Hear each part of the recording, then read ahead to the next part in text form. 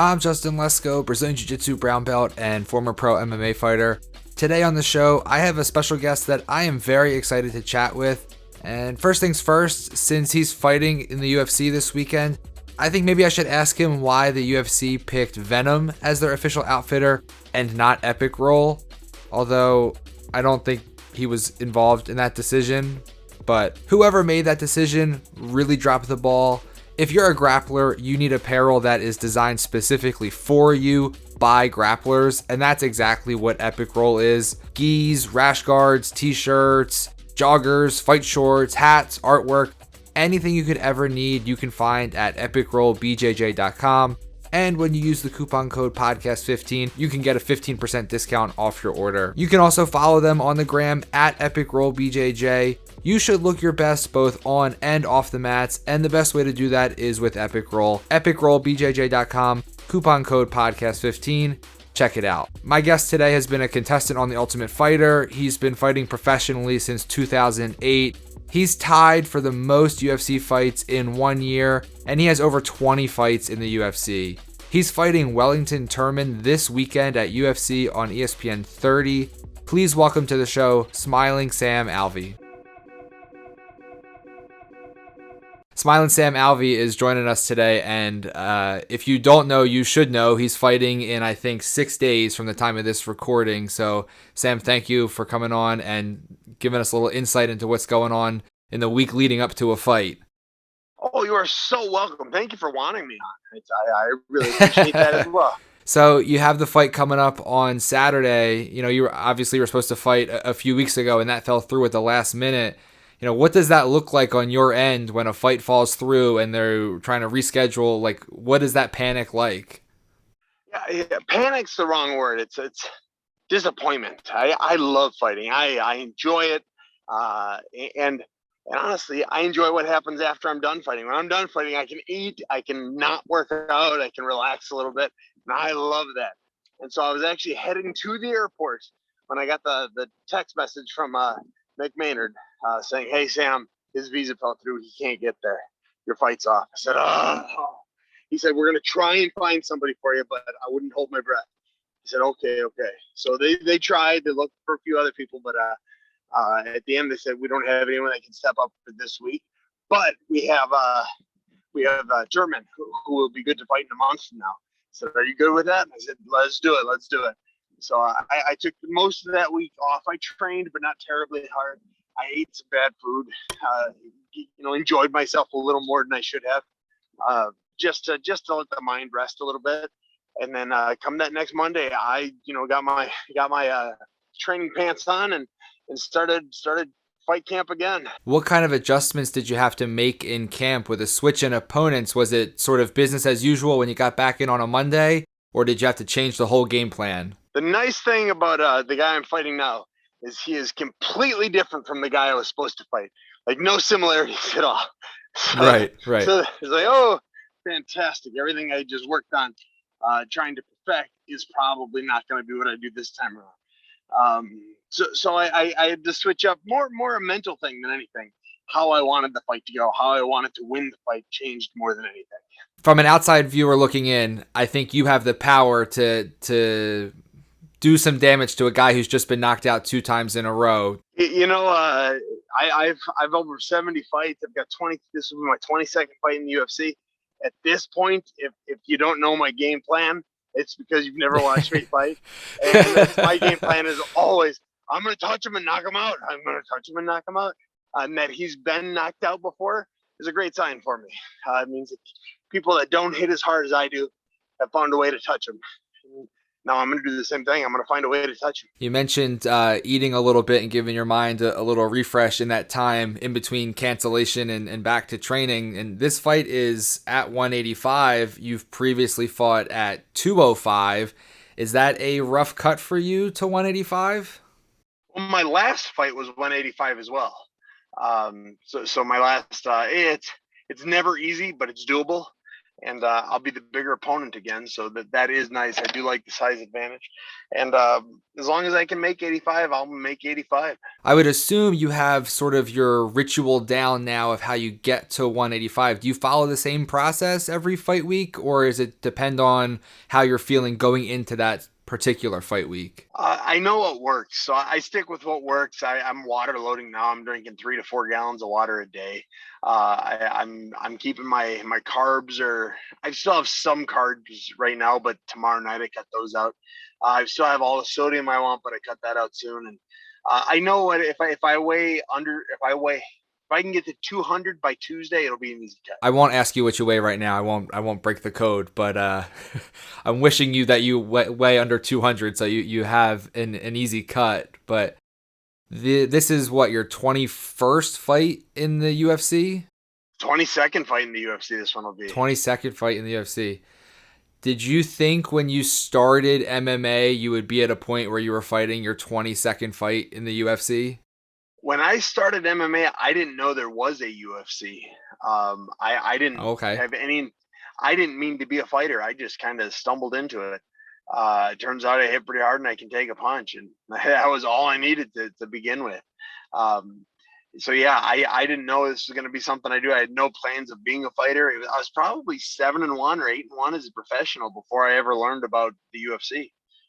So it was something I just kind of worked myself into. Well, how did you first find MMA? Because most guys go the route of, I saw Hoist Gracie VHS tapes and I wanted to do Jiu Jitsu and I got into MMA, but your story sounds very different than most. How did you come to find the sport? Some guy asked, "Hey, you want to fight?" I said, "Okay." And that was really it. I thought, "Yeah, I'm tough. I can do this. I've seen Jackie Chan movies. I know what I'm doing." And I almost won, and then I didn't. Uh, and then I was hooked. I said, "Okay." I talked to the promoter who got me in this one. Said, "When's the next one?" He said, "We got another one in 2 weeks." I said, "Okay, I'll do that one." And I just kept going I just kept going with it. Eventually, King of the Cage. I won a heavyweight tournament on like no day's notice, and I won a contract, which I never got the contract, but they put me on their every fight card they had, which is nice. I didn't make any. I think it was like gas money and $200 or something for the first Yeah, bunch of fights of yeah. mine.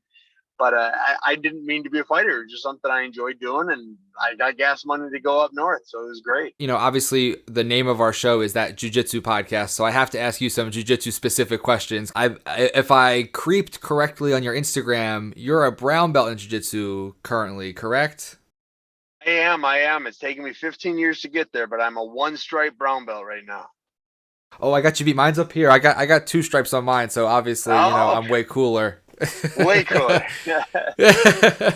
Have you thought about doing, we see guys like Chael Sonnen's putting on Submission Underground and they have, MMA fighters doing jiu-jitsu tournaments. Is that something you would consider doing in the future? Or is it hard to focus on that when you have an actual MMA fight coming up? The MMA fight's always the most important. And if I'm not training for a fight, it seems like I'm always training for a fight. It might be fun.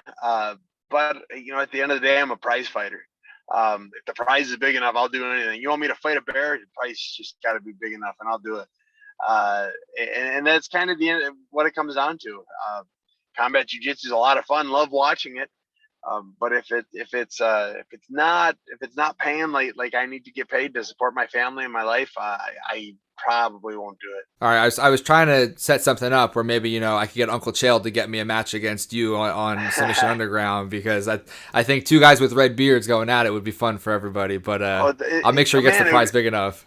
It'd be just an unmovable object hitting an unstoppable force. Nobody'd win. We just kind of sit and stare at each other. I don't know, Sam. You fought. This will be your 22nd fight in the UFC, so you probably would not have too much trouble with me. But it would be something I could cross off my bucket list that I got to fight against a UFC fighter. But you mentioned your family. The balance between, you have obviously a very time-consuming job with training and traveling.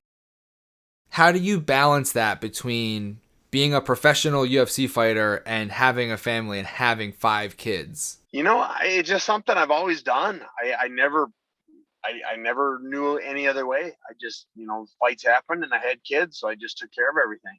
And I've been doing it for so long now. Shoot, my oldest kid's 8, So I've been doing it for so long now. It's just the way it goes. It's just the way life is I don't get the downtime like a lot of fighters do, but I still do pretty well with more active lifestyle.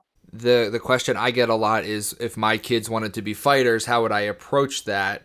If your kids came to you and said, "Hey dad, I think this is, something I want to do," what would be your response? Well, I'm going to do everything in my power to make sure my kids never come to me with that question. I'm going to explain to them and say, listen, I have been blessed with the job I have, and I will make sure each and every one of my kids will be better than Anderson Silva ever was. But when it comes to the actual fight career, it is a hard, painful, long, it requires a ton of luck as well as skill kind of job. And with as athletic as I think my kids can be, why waste it fighting when they could play golf or soccer or football or baseball or something that pays millions of dollars? Yeah, I think that that's something that the average fan doesn't really take into consideration, the amount of luck it takes to have a successful career where you win fights and people enjoy watching your fights, and the right person happens to watch your fight to give you an opportunity. Your first exposure to us was on The Ultimate Fighter, and then you got a shot in the UFC a few years later. What was that Ultimate Fighter experience like? And when that was over, what did you think was next? Were you still thinking like, this is what I want to do, or did you reassess? Like, what was that process? So the Ultimate Fighter, it was a great experience looking back on it, but during the process, it was so boring. You're just stuck in a house for 6 weeks with nothing to do but talk to other fighters, and we're not that interesting. We we like talking about fighting, and now I've got 16 guys that want to talk about fighting. So it was a really boring experience, but looking back, it was definitely worth doing. And as soon as I was off the show, I was so disappointed in my performance that I said, no, that's not how I'm going out. I will be in the UFC and I will be one of the best it has ever been. And lo and behold, I mean, bunch of years later, but I'm getting close to my goals. I spoke to Elliot Marshall a few months ago, and he said the same thing. It was a great experience in terms of his career and what he learned, but it was boring as all get out. You don't have TV. They don't give you books. You don't have a radio. You've got nothing but one practice a day, maybe two if you have a good coach. And then you're stuck. And they give you a pool table and liquor. I don't drink, so that Yeah. was off the table. And I'm terrible at pool, so it was like, damn. We've touched on it. You've had a very long career in the UFC. Is there any fight that you look back on as thinking, this is my favorite fight, this is the fight that has meant the most to me? Yeah, actually, back to the Ultimate Fighter. One of my coaches on the show was Nate Marquardt. I got the opportunity to fight Nate Marquardt, so I'm one of the few fighters in the history of the world that have gotten to fight their coach, and I won. Nate is one of the nicest men I've ever met. He is. If I'm a good dude, he's a saint. And it was such an honor getting to share the octagon with him.